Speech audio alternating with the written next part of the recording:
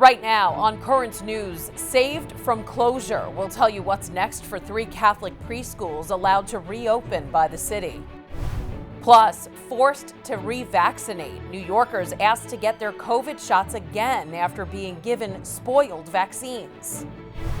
Coming together, Christians and Muslims working alongside each other to rebuild Mosul years after it was destroyed by ISIS. And boy's best friend, a Catholic school student who lost so much to the pandemic, gets a puppy to boost his spirits.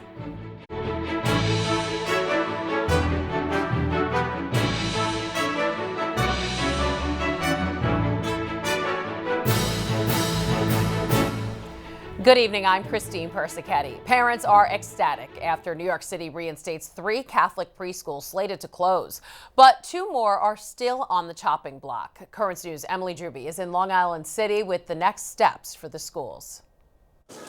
A reason to dance at St. Joseph Catholic Academy. Their pre-K program has been reinstated. After spending months believing the program where his daughter flourished would be closing, Hani Saad was thrilled to discover the city's decision had changed and that it would still be around for his younger son. With Maria, actually, she learned a lot. She has a lot of friends. I want the same as well for Mark. It's a big win for the Long Island City School. We're thrilled that we'll be able to provide the service for the local families. Back in September, the Department of Education announced they were dropping 105 of their free pre-K for all programs. 5 of them, including St. Joseph, were Catholic schools in the Diocese of Brooklyn. Schools immediately appealed, but were left in limbo for months as the city made their determinations. Those decisions were finally handed down this week. So they did say that the schools were very well established, and they were able to find additional financial resources because the areas that were renewed, there was a need for pre-K for all programs. Along with St. Joseph, St. Catherine, St. Therese Catholic Academy in Flatbush, and Sacred Heart Academy in Glendale were also saved. Unfortunately, 2 schools, St. Stanislaus Kostka Catholic Academy in Greenpoint and Sacred Heart Academy in Bayside, were not. Superintendent of Schools Thomas Chazuko wants to know why. We know it's a competitive process. We have to say that. But we also want to know that, in any competition, why did we not make it to the finish line, and what could we have done differently? St. Joseph credits 1,700 parents and alumni who spoke out to lawmakers. If it had not gone their way, they would have been forced to cut 10 jobs. Words can't express what that means to me and to all the teachers and staff here at St. Joseph's. The decision was handed down just in time. Enrollment for pre-K for all begins Wednesday. The non-renewed schools will continue to appeal for their program and are looking into other options. In Long Island City, Emily Druby, Current News. Mayor Bill de Blasio did not comment on the city's universal pre-K program during Tuesday's media briefing. However, he did emphasize the city's efforts to acquire more vaccines from the federal government. I've been saying for weeks, I think Johnson & Johnson is going to be the difference maker because it's single dose, easier refrigeration standards. I think this is what will supercharge our effort. This comes as city businesses start to reopen. Movie theaters are set to open their doors March 5th at 25% capacity. And Barclays Center and Madison Square Garden will be hosting fans for the first time in nearly a year. As the city works on getting more vaccines, dozens of New Yorkers are being asked to get revaccinated after their doses were stored at improper temperatures. The mix-up affected 81 doses at the Jones Beach vaccination site on Long Island. Officials say there are no health risks associated with receiving the affected doses or from getting revaccinated. On Capitol Hill, Americans are finally getting answers on how a group of rioters can break into the nation's capital. Law enforcement leaders are sitting in front of the Senate testifying on what they did and did not do to stop the most violent attack on the building in more than 200 years. Emily Schmidt reports. Unaware. I look at this as an intelligence problem that impacted this event. Unprepared. We now know that we had the wrong plan. And overwhelmed. These criminals came prepared for war. Those in charge of protecting Congress on January 6th testified to the Senate about security failures during the deadly Capitol attack. We had planned for the possibility of violence, the possibility of some people being armed, not the possibility of a coordinated military-style attack involving thousands against the Capitol. The chief of the Capitol Police, who resigned after the riot, said the FBI had information that warned war may be waged on the Capitol. But that message never made it to leadership or the officers on the front lines, some of whom continue to suffer. I received chemical burns to my face that still have not healed to this day. Washington's Metro Police Chief also pointed to the Defense Department for not quickly sending in the National Guard. The response was more focused on, in addition to the plan, the optics. I was just stunned that, I have officers that were out there literally fighting for their lives. In addition to the colossal communication breakdown, the security officials said some police forces were not trained to handle the magnitude of violence and did not have the proper gear to respond on that deadly day. The focus going forward needs to be on the efforts to improve intelligence and the coordination of security measures between all involved agencies. In Washington, Emily Schmidt, Currents News. President Joe Biden holding a memorial outside the White House in honor of the 500,000 lives lost due to COVID.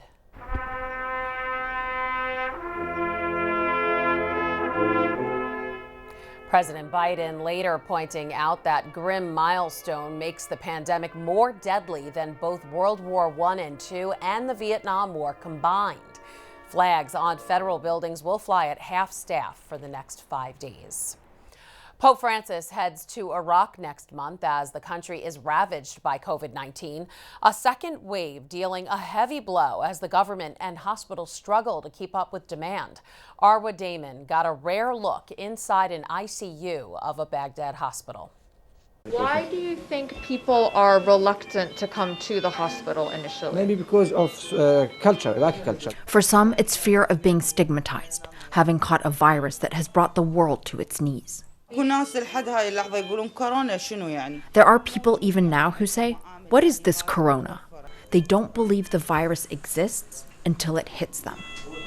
But it's also a misunderstanding that oxygen and vitamins are enough to treat the symptoms of the virus.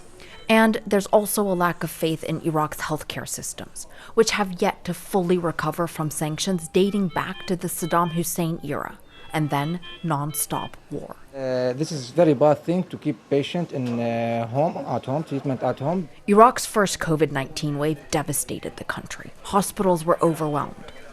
This particular infectious diseases hospital in Baghdad that the government facilitated our access to saw its patient numbers triple in the last 2 weeks. Are you ready for maximum capacity or more? We have beds, we have doctors, we have nurses. And they do not have a choice. 2 months ago, the virus nearly from Iraq, deleted from all Iraq people. So all people leave face mask, leave sterilization, leave everything, neglected everything, neglected all protection. Does this make you stressed? Does this make you worried? Sure. We are afraid of our family, ourselves from this new virus, but we should do what we can and the benefit for the patients. By new virus, Dr. Ala means new variant. Iraq's Ministry of Health recently stated that 50% of the new infections are of the highly contagious B117 variant, first identified in the UK. The government only just made face masks mandatory and re-implemented stricter restrictions like nighttime and weekend curfews. Arwa Damon, Baghdad. The Pope will also visit Mosul years after it was destroyed by ISIS. Christians and Muslims have been working side by side to rebuild the city. The project was launched in collaboration between the Iraqi government and the United Arab Emirates. It's restoring the fellowship between Muslims and Christians before ISIS drove them out. They lived in peace together, and also they encourage people to work for this project. For example, many Muslim people work in churches. More than 40,000 pieces of brick have been recovered and 5,000 tons of rubble have been removed. The mosque and churches should be rebuilt in the next 2 years. Currents News and The Tablet will have all-inclusive coverage of the Pope's trip to Iraq, his first journey since the pandemic took hold. That begins on Friday, March 5th through the 8th. Celebrating Black History Month with a look at Central Park. Before it was a park, part of it was a village for African Americans. A look at its history ahead. Plus, One archbishop says Texans are looking out for each other after severe winter storms. And a Catholic student loses his father and grandmother to COVID-19. How his fellow students banded together around him. There are now some big changes to the tablet website. You can get personalized access to the Catholic news you value. Sign up for free at thetablet.org.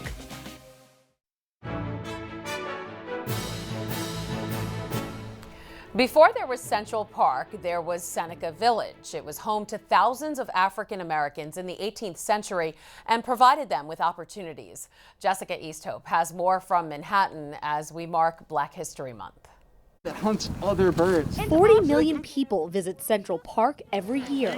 But how many of them know about its past? Churches and schools. Buried beneath the park's enormity and fame is the history of Seneca Village. We have historical records of a whole thriving community that often gets lost as we talk about the historical narrative of New York City as a whole. Back when uptown Manhattan was made up of rural farmlands, an area spanning what we know now as 83rd to 89th Streets was home to a thriving community on the fringe of 19th century society. Seneca Village provided a true opportunity to make a change and to pursue the American dream that was portrayed at that time. Various churches. In 1845, there were 13,000 Black Americans living in New York City. Owning a certain amount of land meant you could vote, and for many Black Americans, Seneca Village presented that opportunity. As people bought land, that was a kind of a deliberate political experiment. Seneca Village was made up of mostly free Black Americans, but was also a sanctuary for immigrants from Germany and Ireland. Over the years, excavations have told the story of what life was like in Seneca Village, a story often skewed by racism. This area was labeled as shanty towns, but when we look at excavations and digs and seeing the foundations of these buildings, it was a stable and thriving community. Through eminent domain. In the late 1850s, the residents of Seneca Village were kicked out so the city could build Central Park. Historic documents show many were never fairly paid for the land they owned. As long as you are compensated in a just manner. The rich history of Seneca Village can teach us a lot about the world we live in today. Seneca Village can be used as a lens of how we want to see our community and our environment change for the better. Education allows history to be rediscovered, and beneath Central Park, more is waiting to be found. In Manhattan, Jessica Easthope, Currents News. So interesting. I had no idea. Truly edifying. That's what the Catholic bishops of Texas are calling the generosity of their fellow Texans after winter storms shook up the state. While the National Guard is handing out food and water, the bishops are praising efforts of Texans helping their neighbors despite their own needs. They urge people to pray for those who have died or are hurt and donate to local Texas Catholic charities. President Biden will visit Houston Friday. Also in Texas, a tent facility to hold immigrant teenagers who cross the border without a parent has just reopened. It's been closed since 2019 after the Trump administration was criticized for the poor conditions there. This as President Biden tries to get his immigration bill passed. Let's bring immigration attorney Steve Maggi into the conversation. And Steve, just last week, U.S. border agents encountered more than 1,500 migrant children. What do you think about this controversial facility being reopened and the other migrant facilities on the southern border? I think the question is, what else can you do? I mean, President Biden has reopened the doors to people who want to apply for asylum. What are you going to do? Just let them sleep on the street? I mean, you have to put them in a facility. And if that's the only facility that's available, then you have to go with that. And you have to try to maximize the safety there, make sure the numbers are not too much in terms of COVID, and maybe run that facility better than it was run under the Trump administration. But the alternative is really to do nothing with them and to let them lay there and you know, die away. I mean, and get sick. And I think that it's a very difficult position for the president to be in, but you have to offer them whatever housing you have at that time and in that facility or in that area. Okay, earlier this month, the White House press secretary pleaded with migrants not to come. Let's listen. Now is not the time to come, and the vast majority of people will be turned away. Yeah, you know, the administration has its hands full right now trying to control the pandemic and vaccine distribution, but President Biden is trying to get his immigration bill passed. Why do you think he's tackling immigration right now? I think that he has no choice but to tackle everything at the same time because he knows that it will take so long to get something like comprehensive immigration reform passed. What we see now in the bill that's proposed will probably change 10, 15 different times before it turns into something that's palatable for both sides.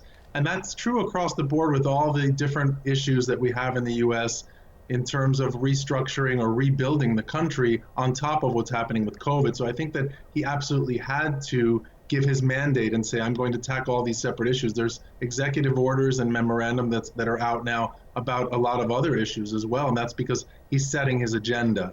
And so I think that's what he's doing. He's saying, this is my overall plan. Let's try to do this. But he's tackling many things on different fronts. I don't think that means that it's impossible to do. It just means that it has to be out there now or it will never be on the table and it won't move forward. The administration confirmed on Monday that it's scrapping the Trump administration changes to the U.S. citizenship test, which made the exam longer and more difficult. What are your thoughts on that, to a shorter test?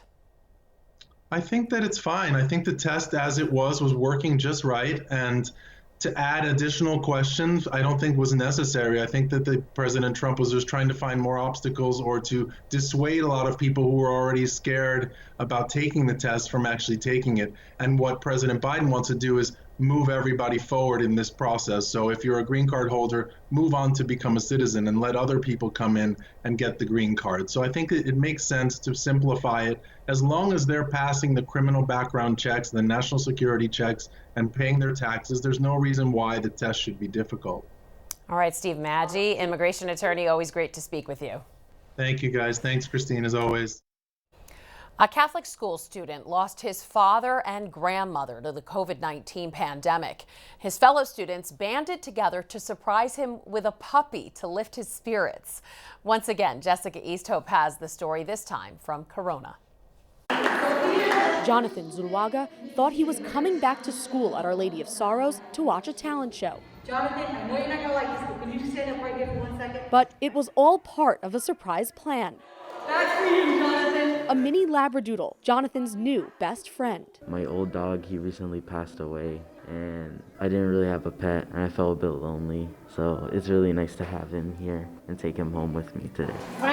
Opting to do virtual learning, Jonathan hadn't been back to his 8th grade class in months. His chair and his sadness were front and center. The pandemic took his dad and grandmother, and most recently, he lost the dog who was his best friend. For months, students, parents, and teachers at Our Lady of Sorrows raised money hoping to bring a little happiness back into Jonathan's life after so much loss. What would Jesus do? This is exactly what he would want us to do. This is what Catholic school is all about.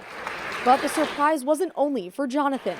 The kids got to work, waking up early every day to sell coffee and donuts at school. They raised more than $2,000, never knowing who it was for. Paying it forward and asking for nothing in return, which is what our students did. But that's not exactly right. The students did want something in return. I want to see him smile. So I don't want him to be sad and be in that hole. I want him to be happy. A smile you can see even through his mask. And as for his new puppy, he seemed happy too. Jonathan doesn't know what he's going to name his puppy yet, but what he does know is that his new addition is the start of a new happy chapter. Jonathan's mom, Isabel, says lately her son has been a shell of the fun-loving kid he is. But now she can breathe a sigh of relief. God is good and the world is good. No everything is bad. Like the hope came back. Hope came back. Look at him, look at him. Now the Zuluaga family is bringing it home with them. In Corona, Jessica Easthope, Currents News. So sweet. February is full of feast days for Catholics. Coming up, Bishop DiMarzio joins us to talk about some of the most important ones in his weekly segment with Ed Wilkinson, Into the Deep. And do you have a story idea or want to share a tip? Email us at newstips@desalesmedia.org or call our 24-hour number, 718-517-3122. We'll be right back.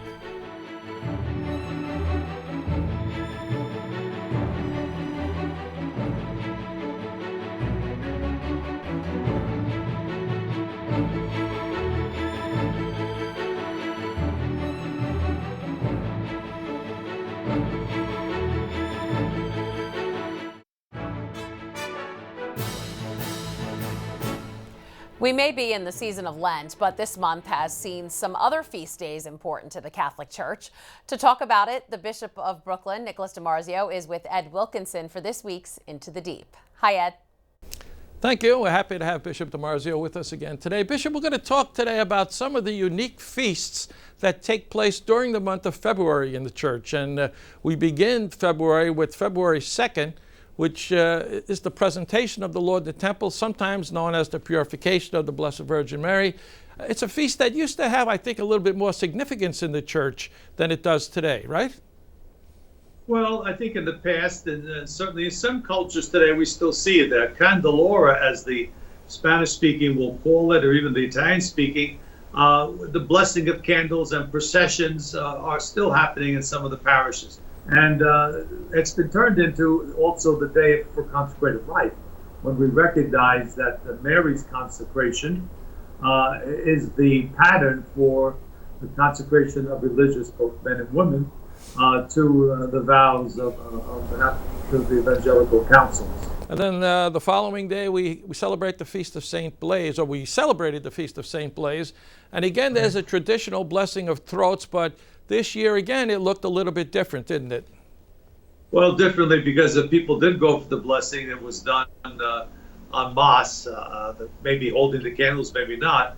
The candles were incidental, really. The two feasts following one or the other gave that idea that the candles would be used as a symbol, but it's not necessary. The blessing itself can be given in any way from the altar to everybody in church. Mm-hmm. And when the priest does the blessing, he, of course, he mentions the blessing of the throat, but he also says as a protection against all other sickness and illness. So, I mean, it has a particular significance this year during this pandemic, doesn't it?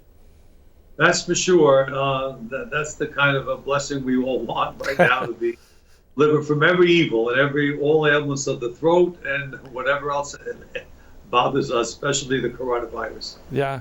And then, of course, everybody's favorite feast day is February 14th, when we celebrate St. Valentine's Day.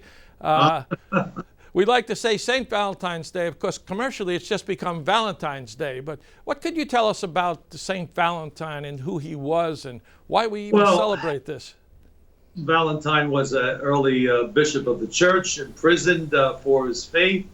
And I guess the tradition is that when he sent letters from prison to his parishioners or those who were supporting him, he would always send it, sign it, "Your Valentine." And I guess that's what people do today. But Valentine means somebody who suffered for the sake of what they believe. Mm-hmm. And sometimes we need to suffer. If we love somebody, we have to suffer a bit. We have to overlook things. We have to forgive them.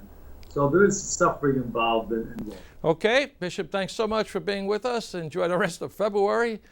Hey, you're welcome. Okay, and now we're going back to the news desk. Thanks, Ed and Bishop DiMarzio. And that is Currents News. I'm Christine Persichetti. Thank you for joining us, because we are putting your faith in the news. Hope to see you again next time.